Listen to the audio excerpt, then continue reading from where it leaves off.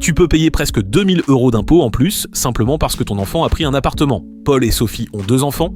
À 2, ils gagnent environ 80 000 € imposables par an. Tant que leurs 2 enfants sont rattachés au foyer fiscal, tout va bien. Leur impôt tourne autour de 6 600 €, puis leur fils aîné prend son appartement. Et là, sans que leurs revenus augmentent, leur impôt grimpe brutalement. Plus de 1 800 € environ. Pourquoi ? Parce qu'ils perdent une demi-part fiscale et quand le quotient familial baisse, l'impôt augmente automatiquement. Quelques années plus tard, leur 2e enfant quitte aussi le foyer.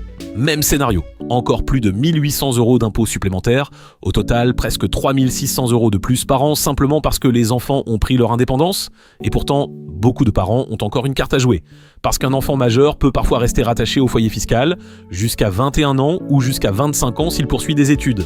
Et dans certains cas, il peut être plus intéressant de le détacher et de déduire une pension alimentaire. Mais attention, il faut respecter plusieurs conditions. L'enfant doit être majeur, il doit réellement avoir besoin d'aide, les dépenses doivent être réelles, logement, nourriture, études, et il ne doit pas être rattaché la même année.